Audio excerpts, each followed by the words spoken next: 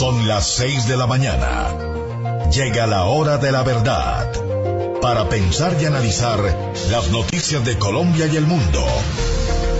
La hora de la verdad. En la red de Radio Red RCN. Con Fernando Londoño Hoyos.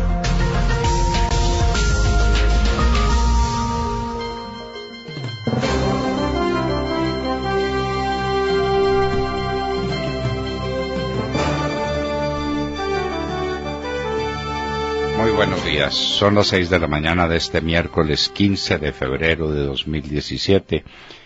Esta es la hora de la verdad y estos son temas y asuntos que trataremos en la grata compañía de ustedes durante las próximas horas. Hoy será sometido a una intervención quirúrgica en la ciudad de Medellín el presidente Álvaro Uribe Vélez. Todo apunta a que se trata de una cuestión benigna. Y nosotros elevamos nuestras oraciones al cielo porque las cosas transcurran como médicamente están programadas. El presidente Uribe será sometido hoy a cirugía en la ciudad de Medellín. ¿Qué cosa es la nueva izquierda? Estamos con Agustín Laje, un joven argentino de pensamiento de derecha, que se plantea el tema de la nueva izquierda. Como la nueva izquierda va a estar tan famosa aquí en Colombia, porque es una nueva izquierda. Siempre la izquierda es nueva. Siempre los desastres de la izquierda se deben a que nunca la izquierda se aplicó y se portó como se debían portar los de izquierda.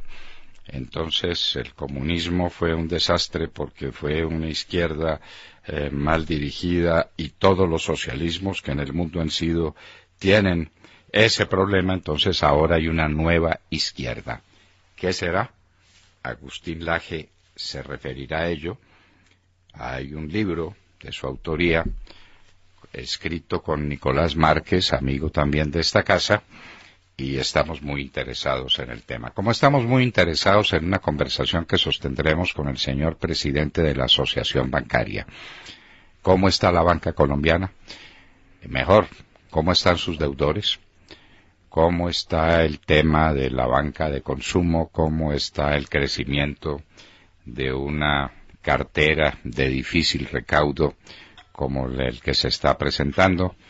Hablaremos con Santiago Castro, el presidente de la Asociación Bancaria, no Santiago Castro, el nuestro.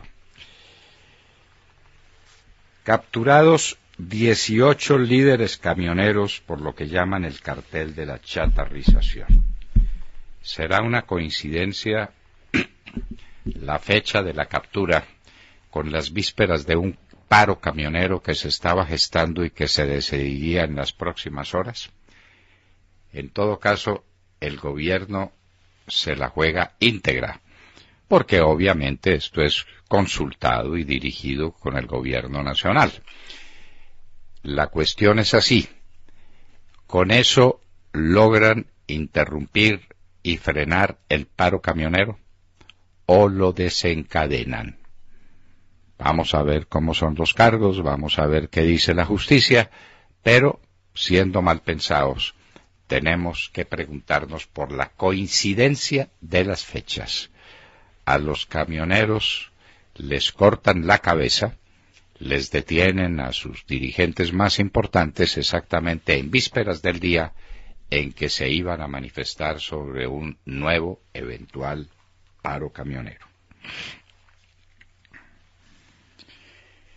Evo Morales dice que Chile lleva 138 años cometiendo injusticia contra Bolivia.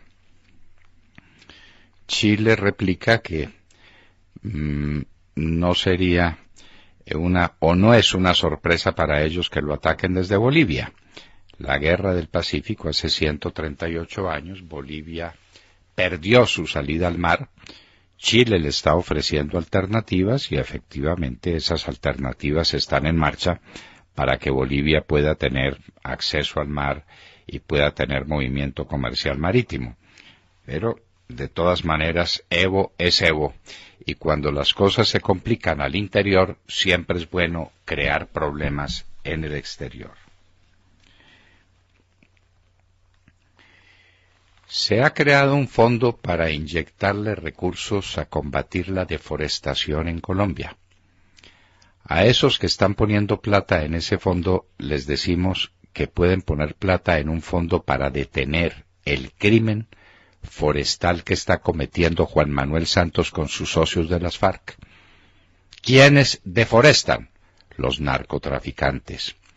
Los narcotraficantes tumban el bosque secular para sembrar coca. ¿Quiénes son los narcotraficantes? Los amigos de Juan Manuel Santos y de sus amigos. Entonces, ese fondo lo que tiene que hacer es tratar de contener a Juan Manuel Santos y a las FARC, y a los socios de las FARC, y a los amigos de las FARC. Colombia es una víctima de esta tragedia. Y el ministro de Salud se queja de la fumigación aérea. Vaya, vaya, vaya, las cosas que pasan en Colombia. Fue asesinado en Malasia el hermanastro de Kim Jong-un. Un asesinato como para una novela policíaca. Estaba en el aeropuerto de Kuala Lumpur y dos mujeres lo abordaron y con unas jeringas envenenadas le dieron muerte al hermanastro de Kim Jong-un.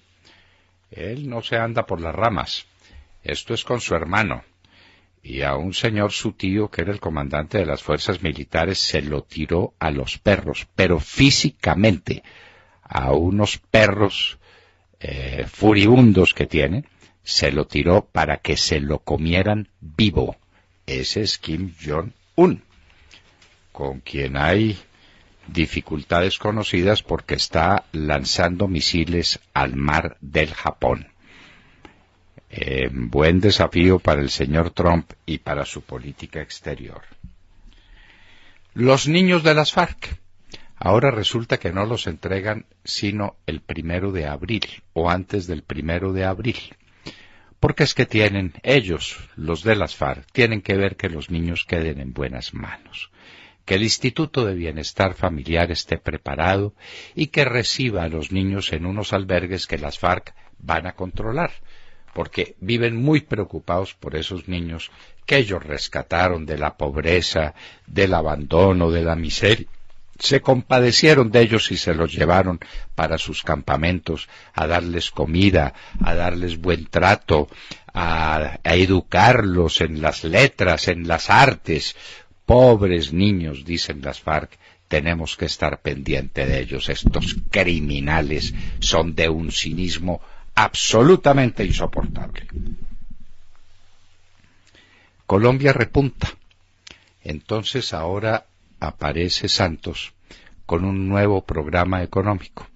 Si eso era tan bueno, ¿por qué no lo tenía desde antes? Se pregunta uno. Colombia repunta. ¿En qué consiste Colombia repunta?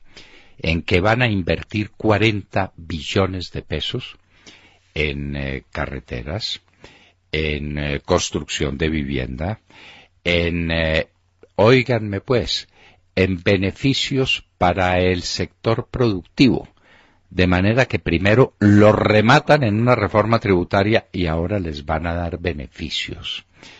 Eso obviamente es un proyecto keynesiano, como ayer se los explicábamos. Lo que faltó era explicar de dónde iban a salir esos 40 billones de pesos. ¿Dónde están? ¿Dónde están, señores?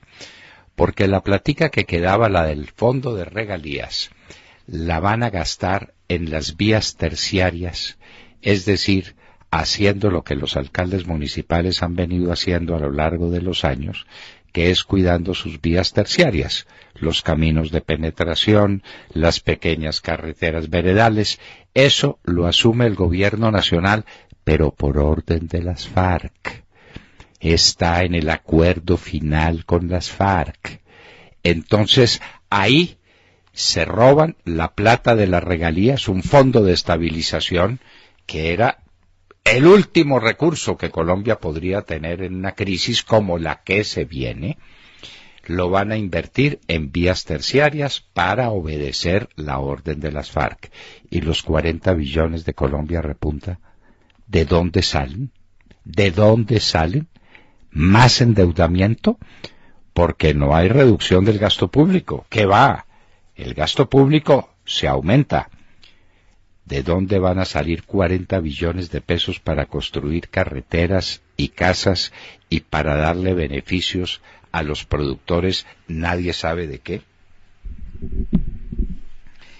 Venezuela protesta entre los Estados Unidos por castigo a Tarek El Aissami.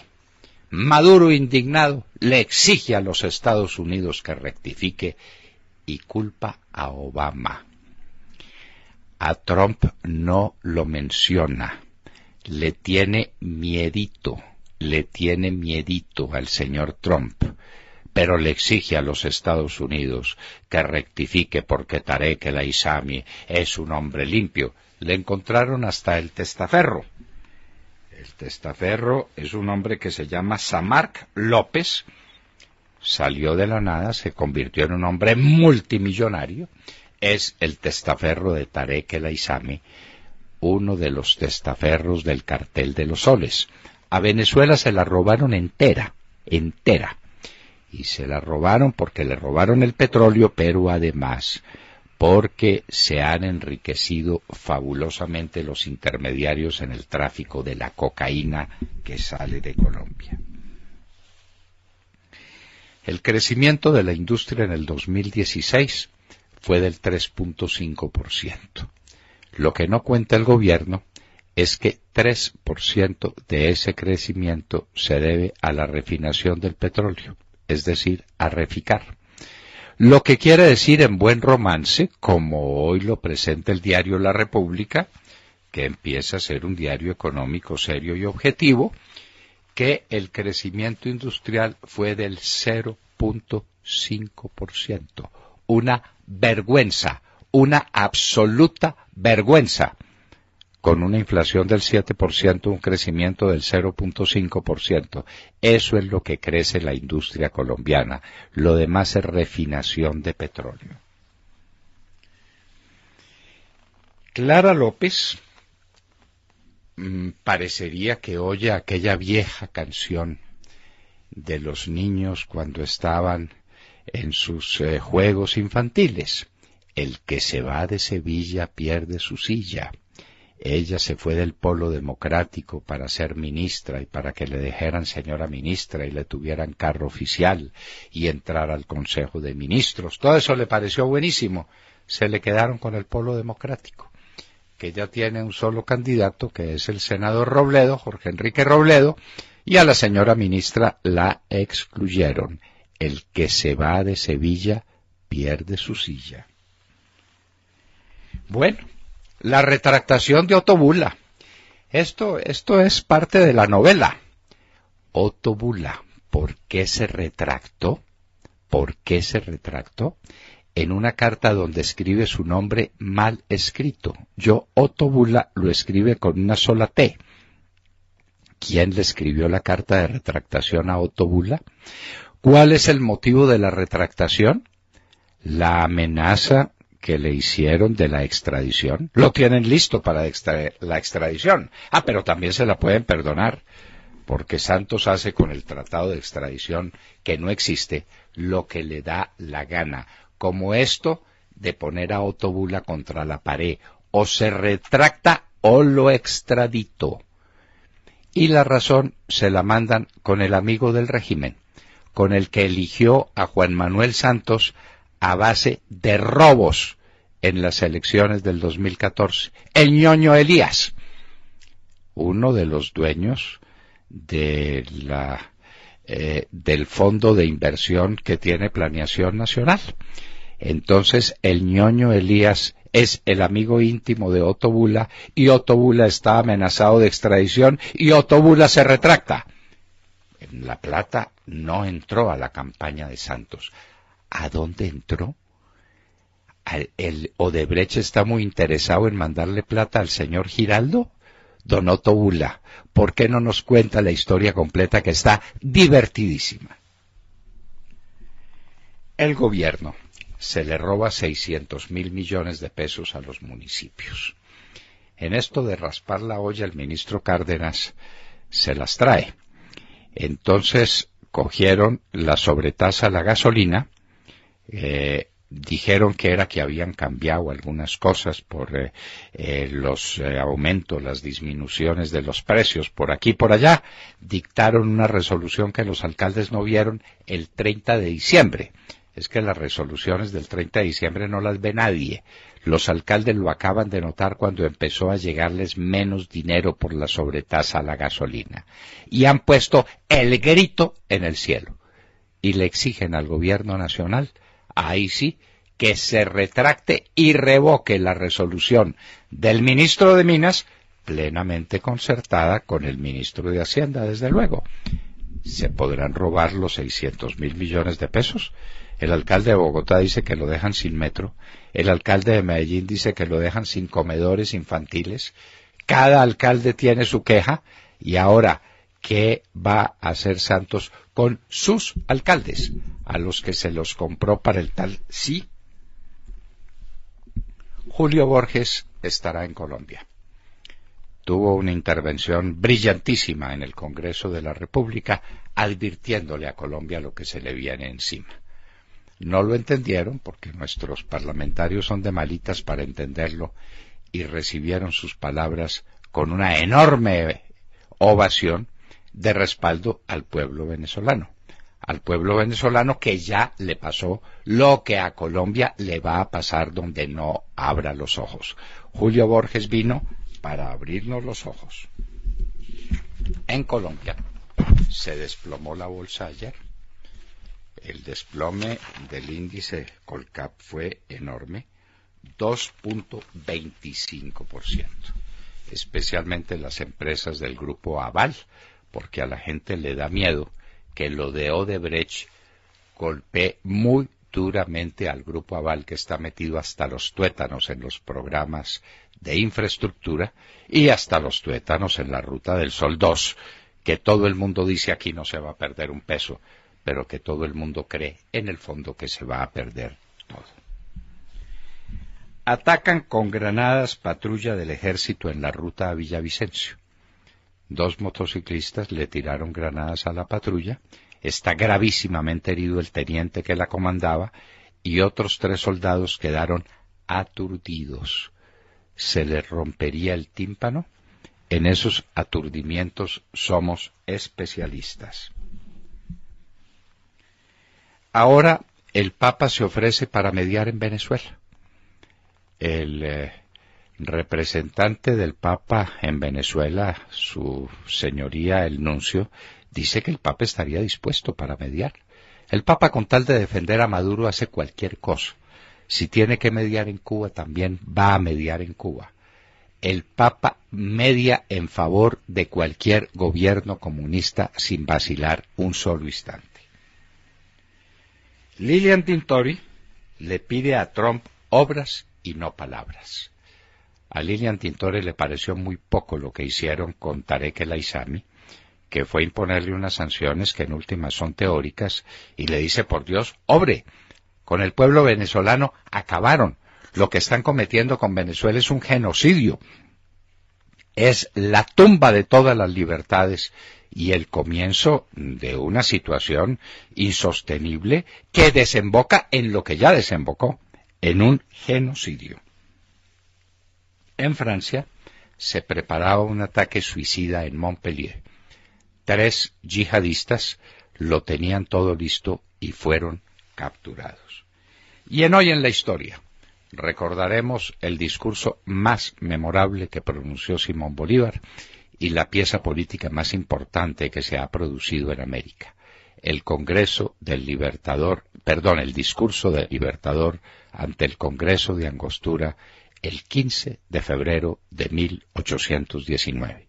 De todo esto y de mucho más hablaremos con ustedes en las próximas horas, desde aquí, desde la Hora de la Verdad. Muy buenos días a todos. Pues sí, saludamos la mañana con muchas noticias como siempre. Y usted lo decía en la introducción, debe ser pura casualidad, pero después de que los camioneros ya habían anunciado un nuevo paro, uno de sus líderes, Pedro Aguilar, fue capturado debido al caso conocido como el cartel de la chatarrización. A Aguilar lo acusan de haber participado en un desfalco en el que varios dirigentes camioneros y algunos funcionarios falsificaban papeles de camiones ficticios que supuestamente eran chatarrizados y lo que hacían era cobrar un subsidio que entregaba el Estado. Lo curioso es que también fue detenido Alfonso Medrano, dirigente de la Asociación Colombiana de Camioneros en el departamento de Boyacá, y no por el mismo motivo que Aguilar, sino por el bloqueo de vías que hicieron el año pasado, como ustedes recordarán. Y por si esto fuera poco, la Fiscalía confirmó que otros 30 camioneros, hay otras 30 órdenes de captura a otros camioneros.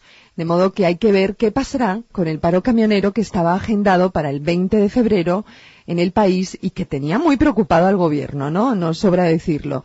No sabemos si con estas capturas el paro se diluirá o si, por el contrario, la furia de los camioneros será mayor. No hay que olvidar que, al margen de estos escándalos de corrupción, que si son ciertos, yo sí creo que deben castigarse con toda la fuerza de la ley, este es un gremio que ha sufrido, ¿no? Y sufre los percances de una economía inestable y de un gobierno que, según los camioneros, nunca cumple lo que les promete y tiene los costes de transporte más altos del hemisferio y la competencia desleal de algunos camiones que lavan dinero, eso es lo que dicen algunos, y trabajan por debajo del costo. Es difícil para estos camioneros. La pregunta es, bueno, las preguntas son varias. ¿Qué creen ustedes que pasará? ¿Continuarán adelante los camioneros con el paro anunciado o estas capturas congelarán sus intenciones? ¿A quién culpará el presidente Juan Manuel Santos de la inflación y de los pobres sin ese paro? No olvidemos que tras el último paro de camioneros, el presidente Juan Manuel Santos dijo que fueron los camioneros que se manifestaron los que dispararon la inflación. ¿De quién será la culpa ahora? La culpa pues es de los camioneros, la culpa es de los colombianos, la culpa es de cualquiera menos del gobierno que no gobierna y del gobierno que le entrega el país a las FARC. La situación de los camioneros es muy delicada, Montserrat. Usted no mencionó un factor de detrimento de la actividad camionera con la caída de la producción del petróleo. Así es. Aquí no tenemos oleoductos, sino que tenemos tractoductos. Entonces, las caravanas de camiones que venían cargados de petróleo de las zonas de producción, era una caravana interminable. Esas caravanas se redujeron ostensiblemente y eso le ha causado... Sí, no hay producción. Y como el país está produciendo menos, y como los camiones no son menos, sino que ahí están, la situación de los camioneros es muy delicada. No se le olvide que aumentaron el costo de los combustibles para los camioneros con la reforma tributaria. Ese es otro temita que también está pendiente. Se Pero fijan entonces, en los peajes también, el claro. tema de los peajes. La lista es larga, ¿no? Colombia, ¿cómo le parece en la carretera de Ocaña Gamarra, que ya están pagando peajes o van a empezar a pagar peajes por una carretera que apenas empieza a construirse? Hay carreteras donde pagan peaje y no se ha empezado a construir la carretera. Entonces, pues todo esto hace que el costo del transporte de carga en Colombia, como no hay ferrocarriles, el río lo dejaron acabar. Dependemos de los camioneros y a los camioneros los tratan a las patadas. Y ahora tenían un paro camionero pues muy dañino para el país, como fue el paro camionero pasado, y entonces el gobierno y la fiscalía al ataque, con todo a jugarse el todo por el todo. Si les resulta, los camioneros juiciosos seguirán trabajando como están trabajando, dicen ellos que a pérdida, y no ha pasado nada. Si por el contrario lo que hace esto es acabar de sublevarlos, vamos a tener un lindo paro camionero a partir de la próxima semana, Montserrat. William Calderón. Doctor Londoño, buenos días Colombia, gracias por invitarnos a sus hogares y a sus vehículos.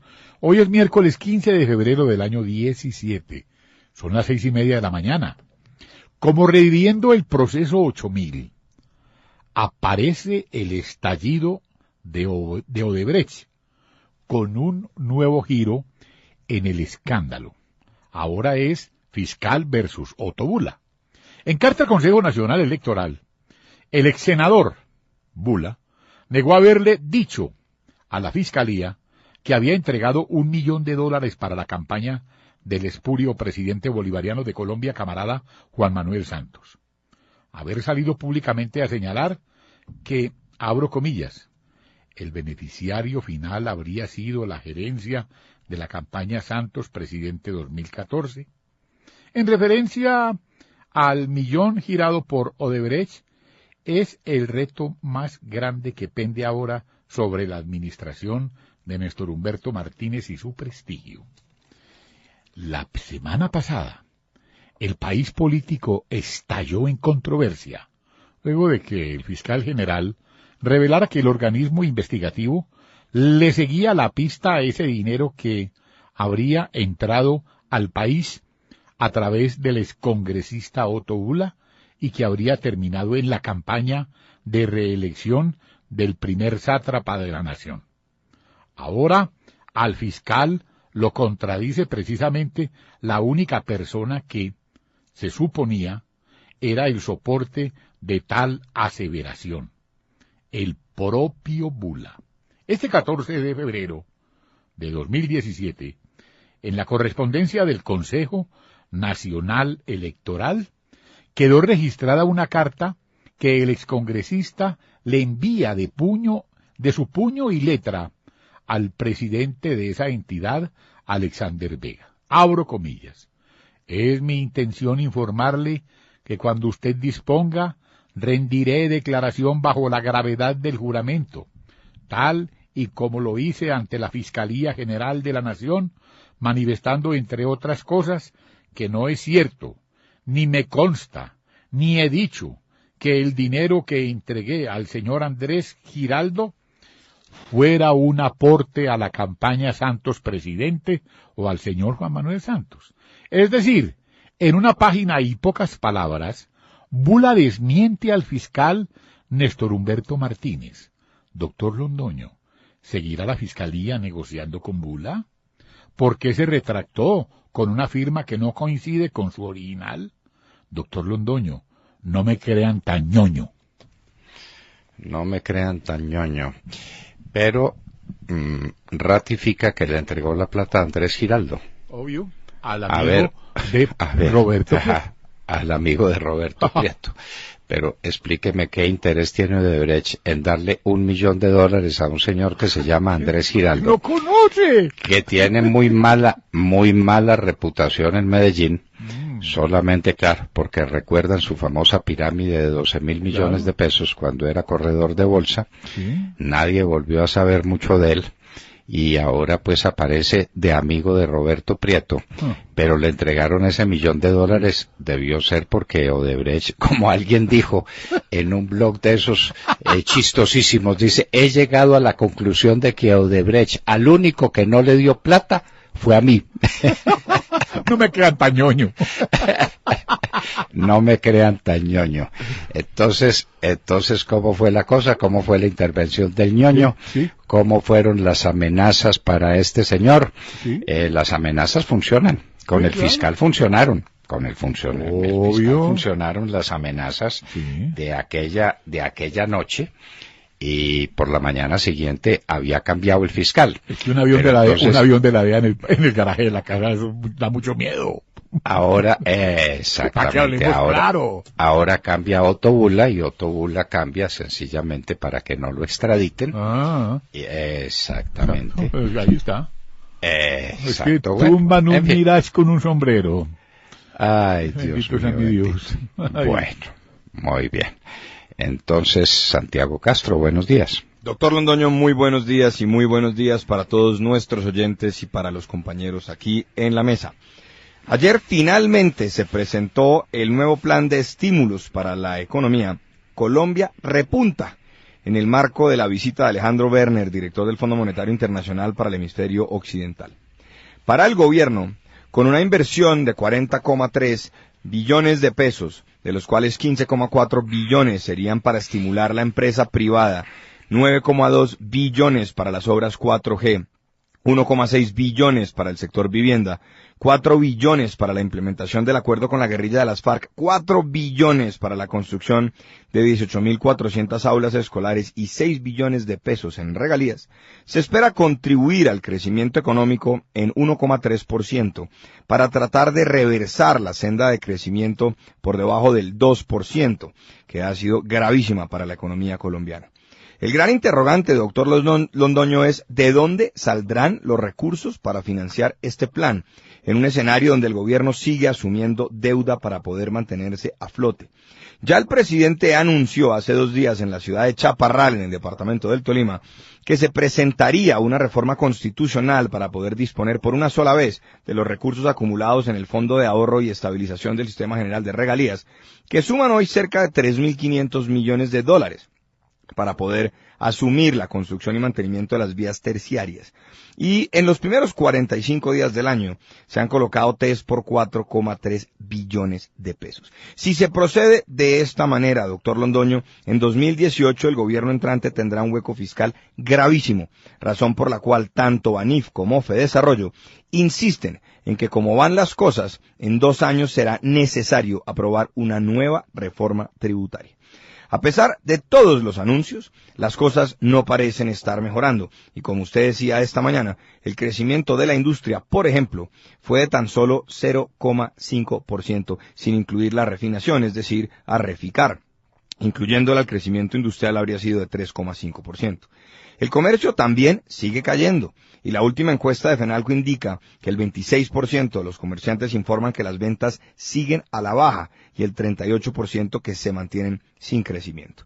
Las cosas, doctor Londoño, no van por buen camino y a punta de gasto público irresponsable no se desarrolla una economía.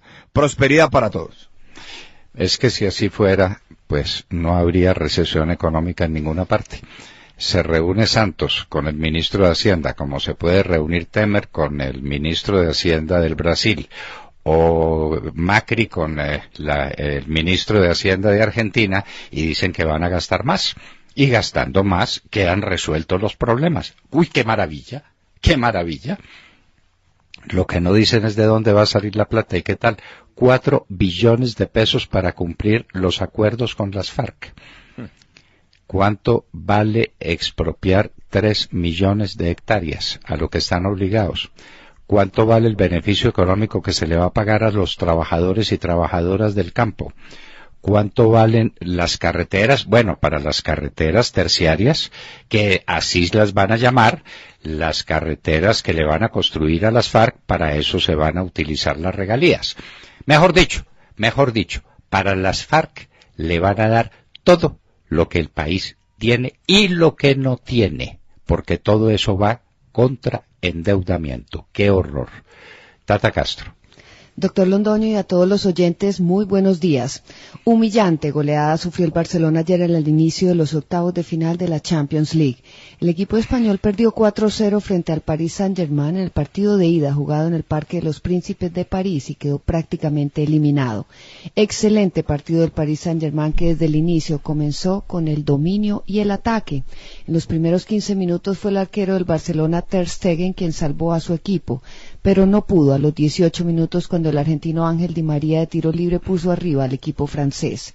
Y como el Barcelona no reaccionó y los de Emery siguieron controlando el encuentro, 5 minutos antes de ir al descanso, Draxler anotó el segundo gol y así se fueron, con 2 goles de diferencia sobre el 5 veces campeón de la Champions. El segundo tiempo continuó igual. El tridente del Barcelona, Messi, Suárez y Neymar por ninguna parte y el equipo catalán acabó rendido a la superioridad del equipo local. El argentino Di María volvió a aparecer a los 18 minutos del complemento y anotó su segundo gol. Impresionante partido del argentino que celebraba su cumpleaños número 29 ayer y que se convirtió en la pesadilla del equipo español en los 61 minutos que jugó. Hasta ese momento solo faltaba el gol del artillero principal, Cavani, quien, curiosamente, también cumplía años ayer, doctor Londoño. En el minuto 72 apareció el tanto del uruguayo y así terminó el partido en París, un desconocido Barcelona que cayó por 4-0 y que en la Ciudad Luz solo vio la oscuridad. En el día de los enamorados lo aplastaron Lo bailaron, lo destrozaron y lo humillaron. Falta el partido de vuelta en el Camp Nou, estadio del Barcelona. Va a ser muy difícil para el equipo catalán remontar un 4-0 y si el Paris Saint-Germain juega de la misma manera, doctor Londoño, seguramente podrá ganar por primera vez el título de la Champions League. Hoy el turno es para el campeón Real Madrid. A las 2:45 de la tarde recibe al Napoli en el Santiago Bernabéu y el Bayern de Múnich de local va con el Arsenal del colombiano David Ospina a la misma hora. Está convocado James Rodríguez. Yo no lo espero de titular. Usted sabe, doctor Londoño, con Zinedine Zidane nunca se sabe. Nunca se sabe con Zinedine Zidane. Nunca se sabe. De Mar Córdoba. Doctor Fernando, muy buenos días a todos los oyentes de la Hora de la Verdad. Ayer los colombianos presenciamos la audiencia pública sobre la Justicia Especial para la Paz en la Comisión Primera del Senado, que para efectos prácticos no significa nada distinto de una reunión donde unos se quejaron y otros celebraron la posibilidad de que la Justicia Especial para la Paz, diseñada por el gobierno Santos y la narcoguerrilla de las FARC, juzgue a su acomodo a nuestros policías y militares, lo mismo que a comerciantes, profesores, periodistas y a todo el que a su juicio, y al juicio de los magistrados, tenga que ver con lo que llamaron el conflicto armado colombiano. Durante la audiencia se escuchó la voz del Procurador General de la Nación. También se escuchó la voz de Néstor Humberto Martínez, quien advirtió que la Justicia Especial para la Paz tiene vacíos jurídicos muy peligrosos que permitiría que narcotraficantes entren y se beneficien del tribunal creado por las FARC y el gobierno Santos. Narcotraficantes que, valga decirlo, hacen parte de la guerrilla de las FARC porque ese es su negocio. Dijo el fiscal que por querer garantizar la estabilidad jurídica de la justicia transicional, no se le puede graduar como enemigo del proceso de paz. A su turno, el señor procurador Fernando Carrillo también lamentó que su despacho, el Ministerio Público, no pueda ser garante de los derechos de las personas que terminen en la JEP, Justicia Especial para la Paz. La mañana se estremeció con las declaraciones del general Jaime Ruiz Barrera, presidente de ACORE, quien mirando a la cara a Yesid Reyes, asesor del gobierno Santos, le dijo: fuimos víctimas de un engaño. El general Ruiz le expresó a Yesid Reyes que lo acordado con las FARC y el gobierno en La Habana fue arbitrario y a espaldas de nuestras Fuerzas Armadas. A renglón seguido, dijo Jaime Ruiz, y me permito leer esto en comillas: nos sentimos solos, señores congresistas. Los soldados y policías de este país se la seguirán jugando. Si esto no se soluciona en los debates que vienen, la moral no va a ser igual. Se puede perder la voluntad de lucha. Si eso no se corrige, no habrá quien defienda este país. Pues con estas palabras el general Ruiz entendió, o por lo menos nos hizo entender a todos, que precisamente eso es lo que busca el gobierno y la guerrilla de las FARC, que nos quedemos sin quien defienda este país. Desde siempre se dijo, desde el Centro Democrático, el senador Álvaro Uribe Vélez, expresidente, las senadoras Paola Holguín, Tania Vega de Plazas, la representante María Fernanda Cabal, entre otros tantos, que el acuerdo, por lo menos en el tema de justicia transicional, era lesivo y muy perjudicial para nuestras Fuerzas Armadas, pero nadie los quiso escuchar. Hoy, y ayer lo vimos, se dieron cuenta del grave error de no haber protestado a tiempo contra este adefesio jurídico que pone en el peor de los mundos a nuestras Fuerzas Armadas. Bueno, haber protestado a tiempo no, de haberse sumado al coro de voces que decía que la solución era entregarse en manos de las FARC. Hágame el favor, general Ruiz, esto es inaudito. Que usted y que otros ilusos hubieran creído que las FARC lo que quieren es rescatarlos a ustedes. Lo que quieren y lo que han querido siempre es liquidarlos, triturarlos, acabarlos. ¿Ustedes olvidan quiénes han sido sus enemigos por 50 años? ¿Por 52 años? Las FARC porque son el comunismo internacional que se quiere tomar este país y ustedes lo han impedido. Y ahora la solución era que ustedes se entregaran en manos de las FARC y en manos del señor García Sayán. Ese pequeño detalle se le olvidó al general Ruiz, se le olvidó ese pequeño detalle. Que el que viene a comandar esto es el señor García Sayán, que ha condenado a Colombia todas las veces que Colombia llegó a la Corte Interamericana de Derechos Humanos. De manera pues que estén listos. El presidente Uribe desde luego va con ustedes y ustedes van detrás. Esto es un complot de la izquierda mundial, del comunismo, de lo que queda del comunismo contra Colombia. Buena hora de venirlo a descubrir. Buena hora. Por fin entendieron lo que les dijimos 1.000.000 de veces. Esto es contra ustedes.